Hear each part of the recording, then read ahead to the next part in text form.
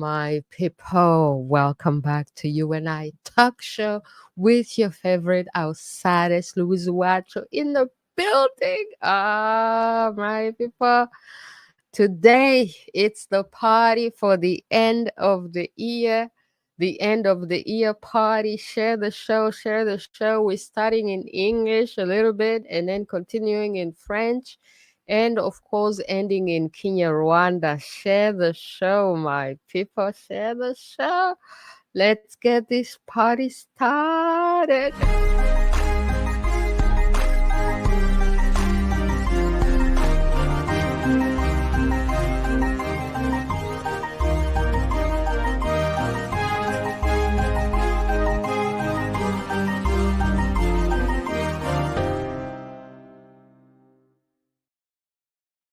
All right, my people, how you doing? How you doing today? I'm broadcasting live. It is on a Saturday, December 28th, and I am in Vancouver, Canada. Rene Sharoli party in the house. Oh, my people, are you here or are you here? I'm here ready to party. This is the last show of the year. So you're going to see it. New Year's party is happening right here, right now, today on You and I Talk Show. Jikuri Beningwe, I see you. Oh my goodness. Pokemon Go. You and I Talk Show. Mwaka mushya muhire wa 2025. He's saying or she's saying Happy New Year. You know, great New Year 2025, my people. I'm so happy to be here. I'm ending the year in gratitude. Gratitude, my people. So much gratitude, and as you can see, one of the message in the title is surviving Rwanda on top of the New Year's celebration. So I was inspired, on top of the reality that I have survived Rwanda. I'm from Rwanda. And so on top of that, I saw a video, a lady from the USA, African American lady from the USA who went to Rwanda, with all the advertising that Rwanda gets. A lot of people want to discover Rwanda. A lot of people want to go to Rwanda. And then there's also this guy that I really love his content, the Nomad capitalist. He was also talking about various people investing in Rwanda. So I had something of my own to say. One of the things that the Nomad capitalist talks about is about go where you're treated best. And I love that. I love that idea. And this is precisely how I am in Canada, how I am in Vancouver. Vancouver being one of the best places on the planet to live. Because after surviving Rwanda, one of my goals was to leave Rwanda and to go to a free country, a democratic, freedom-loving country that would precisely treat me best and treat me better than my own country. Because in case people don't know, Rwanda, I have actually nicknamed it the Kagamistan. The Kagamistan in Rwanda is still a criminal dictatorship. And that may be why, this lady, this African American lady went to Rwanda and she didn't feel comfortable. And she's like, oh, people are cold. People are not responsive. You could go there to rest, but people are not open. Yeah, man. And then I saw another European guy went to Rwanda with his camera, and then he's interviewing people, random people, asking them, hey, Rusesabagina? How do you feel about Rusesabagina, Hotel Rwanda? He's like, oh, I came to this hotel because I heard about it in Hotel Rwanda, right? And nobody's responding to him. And then he's like, oh, Rwandans, they are like the most rude people in Africa. They're like the French of Africa. You know how French people be rude, right? So he compared Rwandans to French.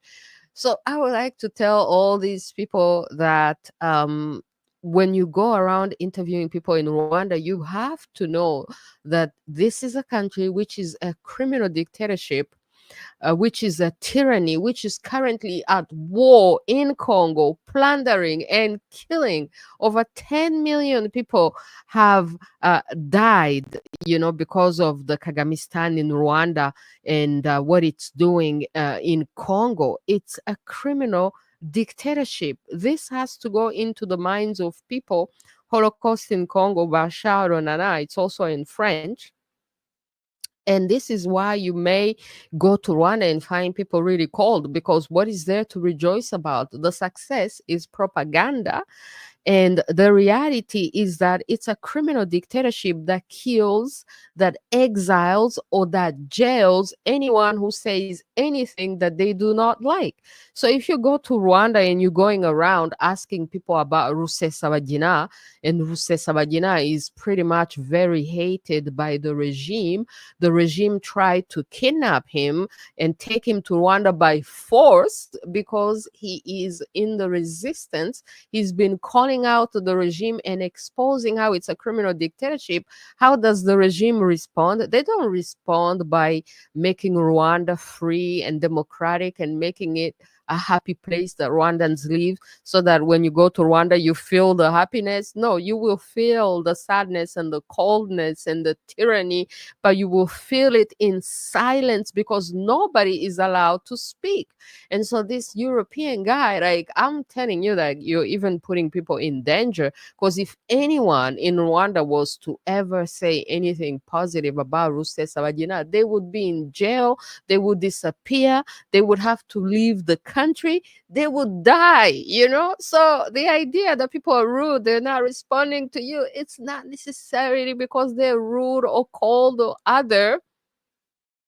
It's because they live in a criminal dictatorship, that may be invisible to the external world, but to Rwandans, it's a reality. It's a huge reality. And to anybody else who is non Rwandan, you can feel it. You don't know what it is, but you can feel it. It's like the Matrix, man.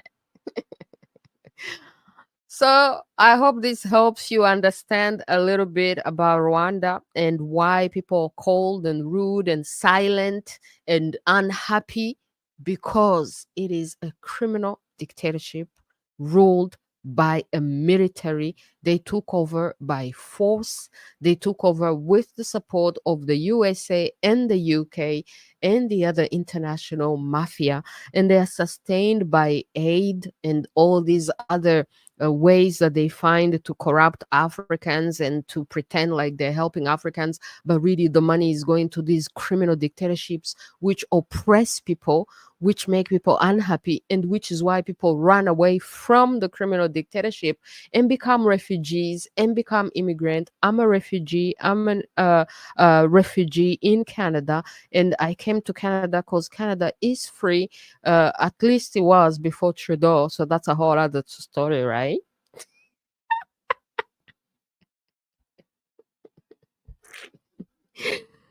But I'm telling you, man, as communist, as liberal as dictatorship that Canada may get under Trudeau, it is still not even comparable to Rwanda, the Kagamistan, and how bad it is. So that's why people become refugees. And if people want to resolve this idea of immigrants coming to your country and refugees coming to your country, the very first thing that needs to be done is for people to stop supporting criminal dictatorships back home in Africa. If you don't support criminal dictatorship who come to power using the power of the gun, supported by these foreign powers, then these people will never, these criminal dictators will not make us run away from our countries. So we will not become refugees and immigrants, and you won't have refugees and immigrants problems in your own country. But these criminal dictatorships are supported by countries like the USA, the UK, Canada, and then so people run away from it and become refugees. Now we're here. What do you want, Canada? Stop supporting criminal dictatorships. Canada, USA, UK, Europe, stop supporting criminal dictatorships. So I'm very happy to have survived Rwanda, and I wish everybody to survive Rwanda. And speaking of surviving Rwanda, let me end on this story. I saw this story about a young man. People in Rwanda are kidnapped and taken to the army by force. All right, taken to the army by force, and so when you're taken into the army by force, then it may be understandable that eventually you get captured. So this is a young Rwandan man that was allegedly captured in Congo, and then so he was making a video pleading with people, exposing, what he's doing, what he's up to, exposing that the Kagamistan criminal dictatorship, sends people to Congo. The Rwandan military, Rwandan young men are kidnapped and used to kill our fellow Africans. And this is why you may feel like there's a certain oppression in Rwanda. This is why you may feel like, something is happening in Rwanda and people are not happy, and oh, maybe people are rude, people are hungry, people are poor, while the dictator is being celebrated by the Clintons, the Blairs, the Trudeaus, and other dictators out here, other criminal dictators in the West, So, but his people are dying, and he's at war with Congo. So understand that that's what's happening. And to end on the nomad capitalist, if people want to invest in Rwanda, I heard people want to go and invest in Rwanda. There's all kinds of programs. Yo, do that at your own risk. Don't say nobody ever told you. But the Kagamistan has been known to actually steal people's businesses, Rwandans and foreigners, because it's a criminal dictatorship that is lawless, that completely depends on the word of one man, that has no institutions. If anything happens to the business, or if the criminal dictatorship is somehow unhappy with you for any reason, you will lose everything. If you bought a house in Rwanda, it's not yours anymore. They will take it away. They have taken away so many people's houses, land.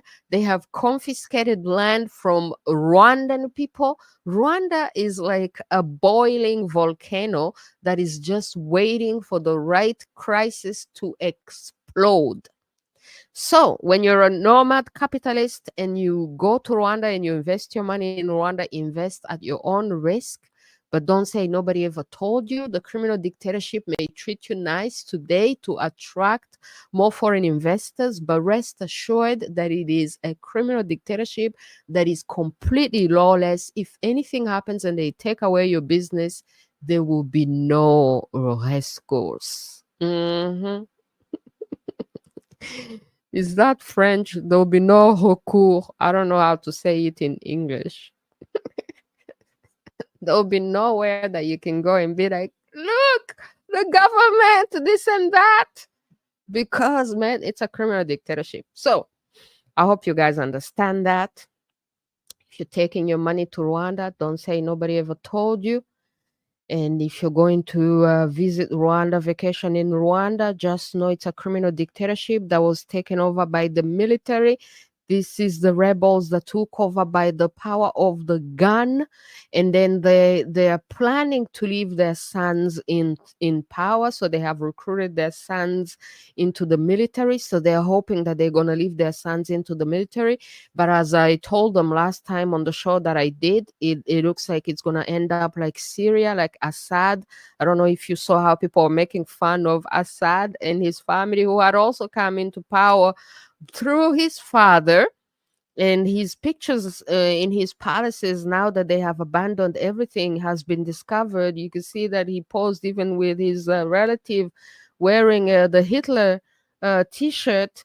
So the Kagamistan in Rwanda who came in taking over through the fire and force, and who's planning to leave his sons in power, and who um kills his fellow Africans only to go and plot and find foreign investors in the Arab world, or the Western world, while killing his fellow Africans.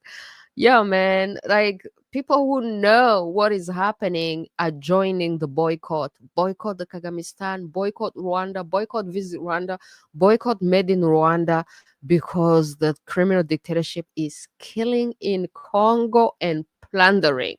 All right, my people. So, surviving Rwanda.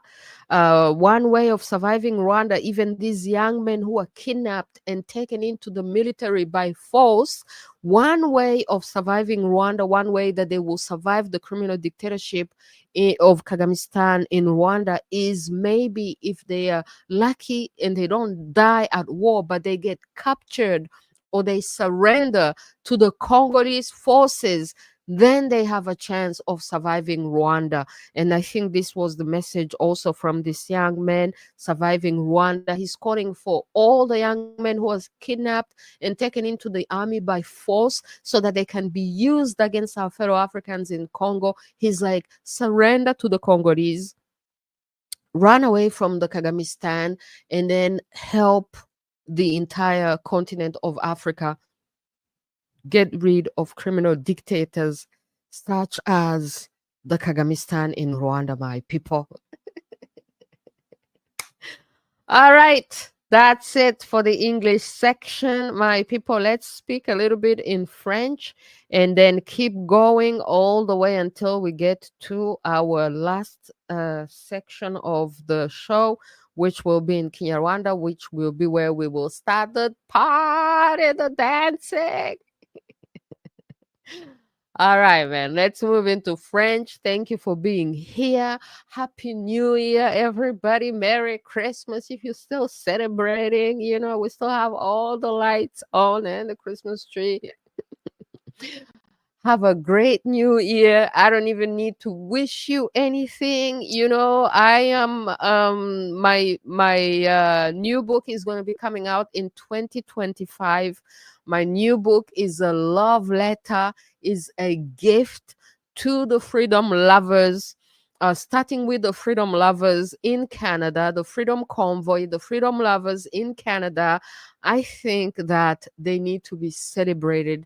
They need to be celebrated so much more than they have been celebrated.